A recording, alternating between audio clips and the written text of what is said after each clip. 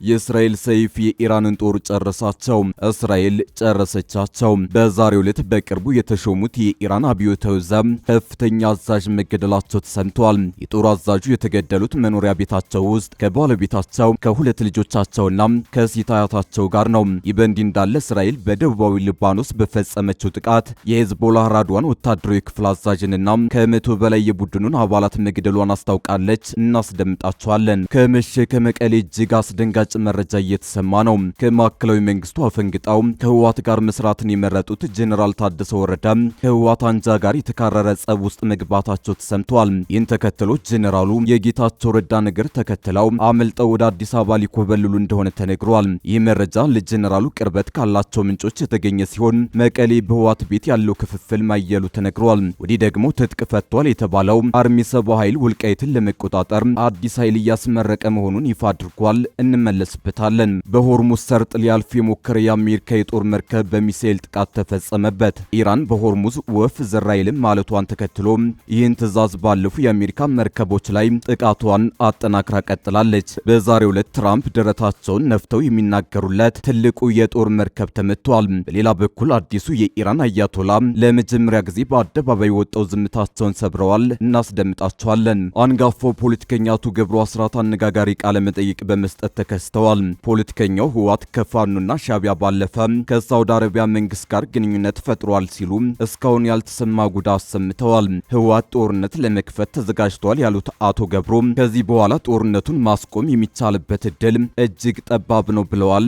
ትሰሙታላችሁ። አክብሮታዊ ሰላምታችን በያላችሁበት የዓለም ዳርቻ ይድረሳችሁ። የተወደዳችሁ የአንዳፍታ ሚዲያ ቤተሰቦች ከአንዳፍታ ለአሁኑ መደመጥ አለባቸው ያልናቸውን ዜናዎች ወደ እናንተ የምናደርስበት ሰዓት ላይ ተገኝተናል። አብራችሁን ትቆዩ ዘንድ ግብዣችን ነው። ታላቅ የምስራች! መርካቶ ላይ ሱቅ ለምትፈልጉ በሙሉ በ5.5 ሚሊዮን ብር ሙሉ ክፍያ በመሃል መርካቶ ተክለ ሃይማኖት በሚገነባው ትልቅ የገበያ ማዕከል ላይ በአንድ ዓመት ውስጥ የሚረከቡ ከ14 ካሬ ጀምሮ በፈለጉት የካሬ አማራጭ በ30% ቅድመ ክፍያ እስከ 10% የሚደርስ ታላቅ ቅናሽ ጋር ይዘንሎት ቀርበናል።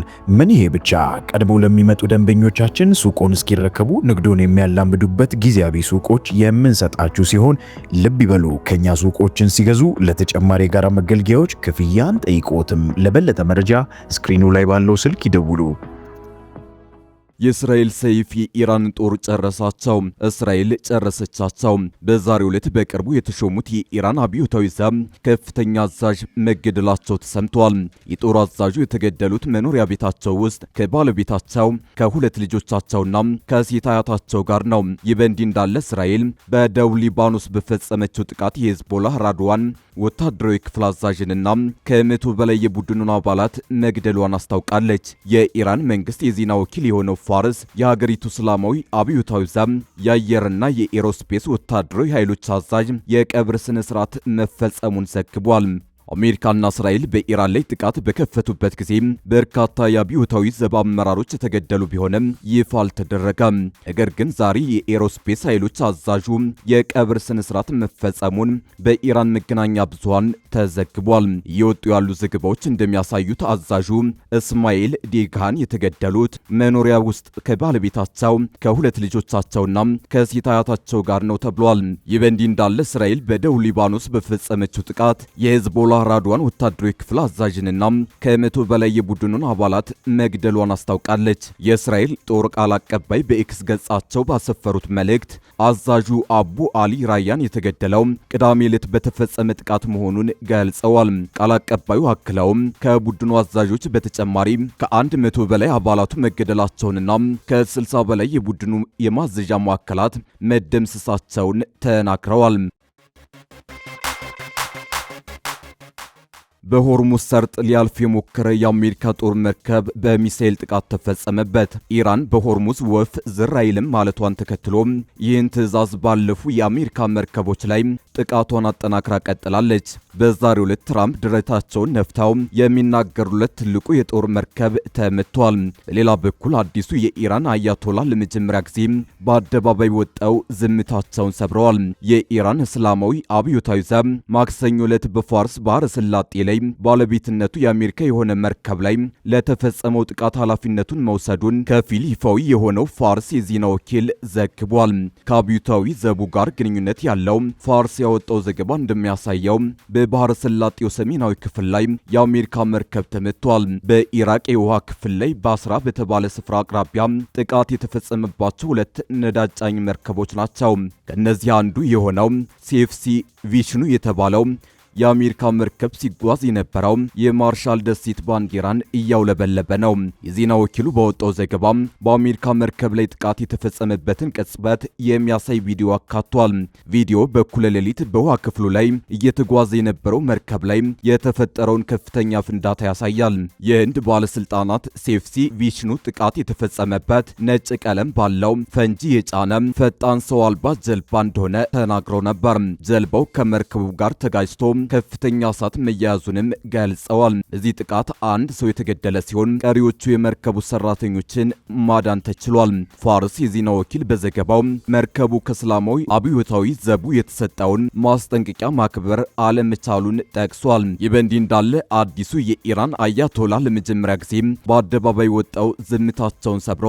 በለንደን ኪንግደም ኮሌጅ የዓለም አቀፍ የጸጥታ ጉዳዮች መምህር የሆኑት ሮብ ጋይስት እንዳሉት አዲሱ የኢራን ጠቅላይ መሪ ያወጡት የመጀመሪያውን ይፋዊ መግለጫ ሀገሪቱ ከዚህ ቀደም ስታራምደው የነበረውን አቋም ይበልጥ አጠናክራ እንደምትቀጥል የሚያሳይ ነው። መምህሩ ለአልጀዚራ በሰጡት ማብራሪያ አዲሱ መሪ ያስተላለፉት መልእክት መደበኛውንና የተለመደውን የኢራን የፖለቲካ ትርክት ማስተጋባት ብቻ መሆኑን አስረድተዋል። የመግለጫው ዋነኛ መልእክቶች የሚያጠነጥኑት ኢራን ከባህረ ሰላጤው የትብብር ምክር ቤት አባል ሀገራት ጋር ምንም አይነት ግጭት እንደሌላት፣ ምንም እንኳን ጥቃት እየሰነዘረችባቸው ቢሆንም ወደ ኋላ የማፈግፈግ እቅድ እንደሌላት፣ የሆርሙዝ ባህር መስመር እንደተዘጋ እንደሚቆይ እንዲሁም በአካባቢው ያሉ የአሜሪካ የጦር ሰፈሮች ሙሉ በሙሉ መዘጋት እንዳለባቸው በሚሉ ቁልፍ ነጥቦች ላይ ነው። ቢንፎልድ አክለውም የዶናልድ ትራምፕ አስተዳደር ከአዲሱ መሪ የተለየ የፖለቲካ ዲስኩርና የአቋም ለውጥ ጠብቆ ሊሆን ቢችልም አሁን እየሰማነው ያለነው ግን ምንም ያልተቀየረውን ያንኑ የድሮን ፖለቲካ ዜማ መሆኑን አብራርተዋል። ይህ መግለጫ አዲሱ መሪ ወደ ስልጣን ከመጡ በኋላ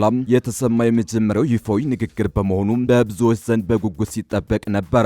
መሪው ንግግራቸውን የጀመሩት የሐዘን መግለጫ በማስተላለፍ ሲሆን የህዝቡን ተሳትፎ በማንሳት ለሀገሪቱ የፖለቲካ ስርዓት ህጋዊነት እውቅና ሰጥተዋል። በአሁኑ የጦርነት አውድማ ውስጥ ሲታይ መሪው በመግለጫቸው ከቀጠናው ሀገራት ጋር ያላቸውን ግንኙነት በተመለከተ የተለየ መስመር ለማስመር ሞክረዋል። ሆኖም ያስተላለፉት መልእክት የተምታታ ነበር።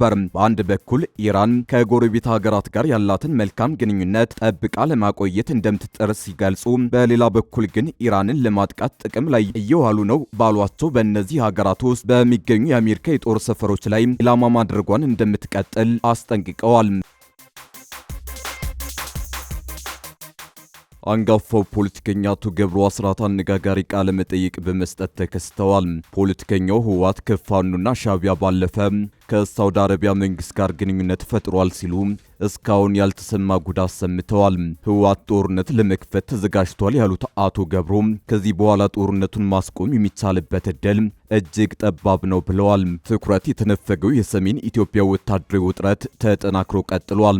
ውጥረቱ የማይቀለበስ የሚመስል የጦርነት ስጋትን ፈጥሯል። በዚህ ጉዳይ ላይ አንጋፋው የህወሓት አመራር የነበሩት ገብሩ አስራት አዲስ የሰጡት ቃለ መጠይቅ ጦርነቱ ላይ ቀለበስ መቃረቡን የሚያመላክት ነው። ፖለቲከኛው ህወሓት ለጦርነት ዝግጅቱን አጠናቆ ቀን ቆርጧል ብለዋል። ህወሓት ወደ ጦርነት ለመግባት ቆርጦ የተነሳው ከውጭም ከውስጥም በቂ አጋር አግኝቻለሁ በሚል ግምገማ መሆኑን ጠቁመዋል። በውጭ ኃይሎች በኩል ግብጽ፣ ሻዕቢያ፣ ሳውዲ አረቢያና የሱዳኑ ጄኔራል አልቡርሃን እንደሚገኙበት ጠቅሰዋል። የህወሓትና የሳውዲ አረቢያ ስም አንድ ላይ ተያይዞ ሲነሳ ይህ የመጀመሪያው ነው። በተለይም ኢትዮጵያ አሰላለፏን ከሳውዲ ይልቅ ወደ ኤሚሬትስ ማጋደሏ ሳውዲ የብልጽግናን ተቃዋሚዎች ልትደግፍ እንደምትችል ከዚህን ቀደም ሲነገር ነበር። አረብ ኤሚሬትስና ሳውዲ አረቢያ ካለፉት ወራት አንስቶ የተካረረው ውጥረት ውስጥ ገብተዋል። የውጥረታቸው ዋነኛ መንስኤ በቀይ ባህር የበላይ የመሆን መሻት ቢሆንም በየመንና ሱዳን ያለው የቅርብ ክስተት ውጥረታቸውን ከጫፍ አድርሶታል። ሳውዲም ሆነች አረብ ኤሚሬትስ ከኢትዮጵያ ጋር ወሳኝ የሚባል ግንኙነት አላቸው። ነገር ግን ኤሚሬቶች ከ4 ኪሎ ያላቸውን ያህል ፈር የለቀቀ ግንኙነት በአዲስ አበባና በሳውዲ መሃል የለም። አብይ ከቢን ዛይድ ጋር ያላቸው ወዳጅነት ለቢን ሰልማን ምቾት የሚሰጥ አይደለም። ይህም ሪያድ ከአስመራ ጋር ያላትን ግንኙነት ለማጥበቅ አስገድዷታል። 4 ኪሎ ላይ ያኮረፈችው ሳውዲ ሌሎች ሀገራት ላይ እንዳደረገችው ሁሉ በኢትዮጵያም የመንግስት ተቃዋሚዎችን የመደገፍ አዝማሚያ ልታሳይ ትችላለች በሚል ስጋት አለ። በተለይም በአማራ ክልል የሚንቀሳቀሱ እንደ ፋኖ ያሉ ታጣቂዎችንና በትግራይ የህወሓትን ክንፍ ሊያበረታቱ በሎጂስቲክ ሊደግፉ የሚችሉበት እድል ሊፈጠር ይችላል። በተለይም ሁለቱ ታጣቂዎች ከሻዕቢያ ጋር ጥብቅ ግንኙነት እያደረጉ መሆኑን አስመራ ከሪያድ ጋር ካላት ግንኙነት ጋር ስንደምረው ቢን ሰልማን የኢትዮጵያን መንግስት ጫና ውስጥ ለመክተትና ከአረብ ኤምሬትስ ለመነጠል ታጣቂዎችን ሊደግፉ የሚችሉበት እድል ዝግ አይደለም።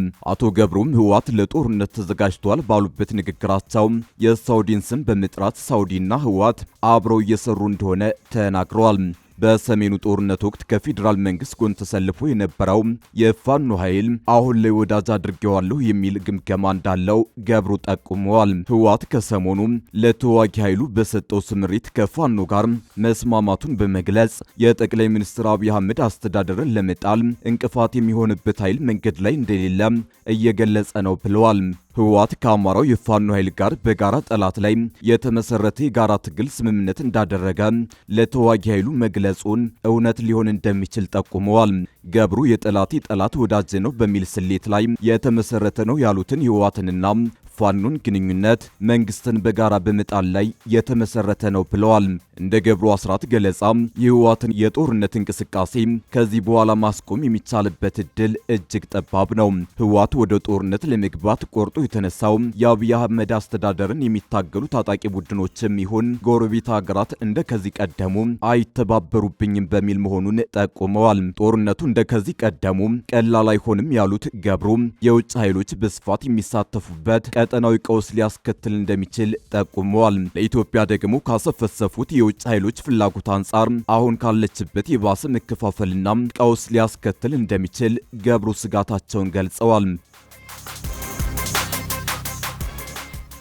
ከመሸ ከመቀሌ እጅግ አስደንጋጭ መረጃ እየተሰማ ነው። ከማዕከላዊ መንግስቱ አፈንግጠው ከህወሓት ጋር መስራትን የመረጡት ጀነራል ታደሰ ወረዳ ከህወሓት አንጃ ጋር የተካረረ ጸብ ውስጥ መግባታቸው ተሰምቷል።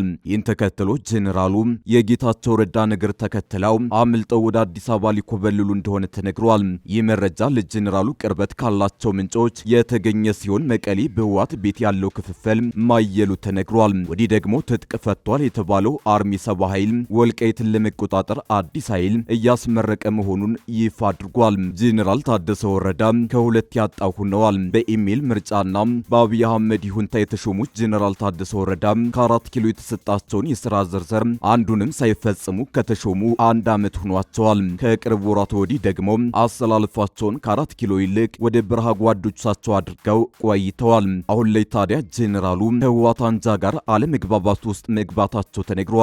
በዚህም በዛሬው ዕለት በይፋ ያልተገለጹ ውሳኔዎችን መወሰናቸው ተሰምቷል። ውሳኔያቸውም እንደ ጌታቸው ረዳ ሁሉ ወደ አዲስ አበባ ለመኮብለል ማቀዳቸው ተነግሯል። ይህን መረጃ በተመለከተ ዝርዝሩ በነገው ዕለት ይፋ ይሆናል ተብሏል። ይህ በእንዲህ እንዳለ ከዚሁ ጋር ተያይዞ ትጥቅ ፈቷል የተባለው አርሚ 70 ኃይል ወልቃይትን ለመቆጣጠር አዲስ ኃይል እያስመረቀ መሆኑን ይፋ አድርጓል። ሱዳን የሰፈረው የህወሓቱ አርሚ 70 አባላቱ ወደ ሰላማዊ ህይወት ለመግባት ተዘጋጅተዋል ሲል መንግስት በትናንትናው ዕለት ማሳወቁ ይታወሳል። እዚሁ ጉዳይ ላይ መልስ የሰጠ ሲሆን ምዕራብ ትግራይ ወይም ወልቃይቱ ወደ ትግራይ ሳይመለስ ትጥቅ መፍታት አይታሰብም በማለት የፌዴራል መንግስቱን አካሄድ ተቃውሟል። ቡድኑ የአባላቱን ትጥቅ መፍታት የተቃወመው ከሱዳን የተመለሱ የህወሓት ተዋጊዎች አዋሽ አርባ መግባታቸውን መንግስት መግለጹን ተከትሎ ነው። ከወልቃይት በቅርብ ርቀት ላይ የሚገኘው አርሚ 70 አባላቱ ከመንግስት ጋር በመስማማት ወደ ተሃድሶ ስልጠና መግባታቸው በትናንትናው ዕለት በስፋት መዘገቡ ይታወሳል። ቡድኑ በሰጠው ምላሽ አይደለም ያለውን ታጣቂ መበተን ቀርቶ በየጊዜው አዳዲስ ምልምል በማሰልጠን ላይ መሆኑን ገልጸዋል። በአሁኑ ወቅት 7ኛ ዙር ወታደራዊ ስልጠና ለመስጠት እየተንቀሳቀሰ መሆኑን አስታውቋል። የትግራይ ህዝብ ደህንነት ባልተጠበቀበትና ወረራ ባልቆመበት ሁኔታ የሚደረግ ማንኛውም አይነት ትጥቅ የማስፈታት ሂደት ተቀባይነት እንደሌለው አስታውቋል። ቡድኑ በፌዴራል መንግስት በኩል የሚደረግ ትጥቅ ማስፈታት እንቅስቃሴ ሂደት በትግራይ ላይ የተጋረጡ ወታደራዊ ስጋቶች ሳይቀረፉ የሚደረግ መሆኑን አደገኛ ነው ብሏል። 500 በላይ ላይ የአርሚ ሰብ አባላት የሰላም አማራጭን በመምረጥ ወደ ማገገሚያ ማዕከላት መግባታቸውን ህዝቡን ለጥቃት የሚያጋልጥ ነው ሲል ነቅፏል። የወልቃይትና ሌሎች የወሰን ጥያቄዎች የሚነሳባቸው አካባቢዎች ጉዳይ ሳይፈታና ተፈናቃዮች ወደ ቀያቸው ሳይመለሱ የሚደረግ ትጥቅ የማስፈታት እንቅስቃሴ የትግራይን ህዝብ ለባርነትና ለውርደት አሳልፎ መስጠት ነው ሲል ከሷል። ሱዳን የሰፈረው ቡድን በአማራ ኃይሎች ቁጥጥር ስር የሚገኙ እንደ ወልቃይት ያሉ አካባቢዎችን ለማስመለስ ከ150 ሚሊዮን ብር በላይ በጀት መድቦ በሰባተኛ ዙር ወታደራዊ ስልጠናና ዝግጅት እያደረገ መሆኑን ገልጸዋል።